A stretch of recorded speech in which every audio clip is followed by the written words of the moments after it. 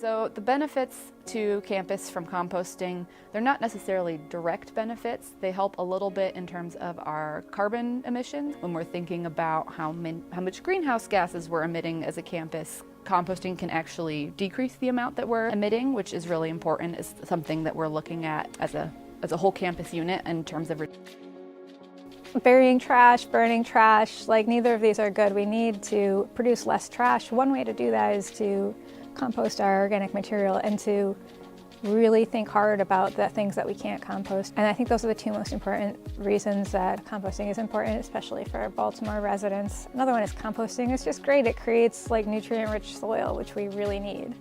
What we want to do is we want to have people understand that a compost facility is not necessarily a landfill.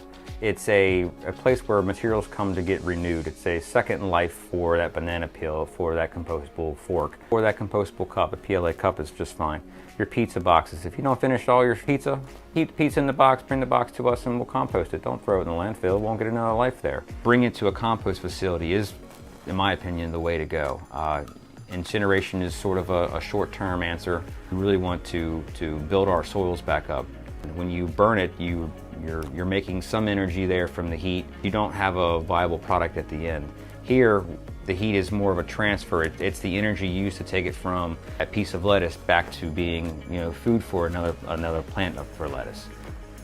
So we really want to get it on a bigger scale, and a way to do that is to get a compost facility here in Baltimore. We wanted it to be in Curtis Bay so they can reap the benefits, like the jobs, and then also have like some community, community benefit agreement with that facility where residents will be getting what they need out of it also, and making sure that it doesn't turn into something bad. And then it can also have some social benefits as well. So composting can help with job creation and finding ways to use our waste in a more beneficial way. So we're not just sending more to landfills, to incinerators, all of those kind of things. It's a very crucial part.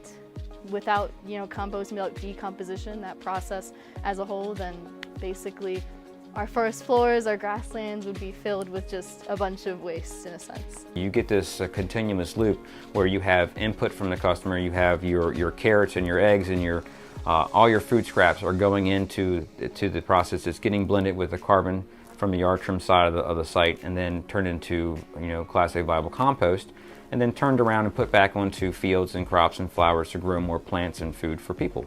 And it's really good for the soil. It's much better for the soil than a man-made product where they're adding various chemicals possibly to it.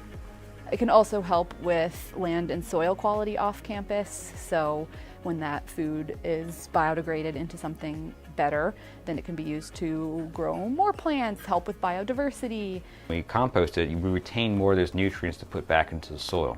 It's really, really beneficial to both the environment and to us for growing new food. My biggest thing I like to say is, with composting, if you can't feed people, feed animals. If you can't feed animals, let's feed the plants.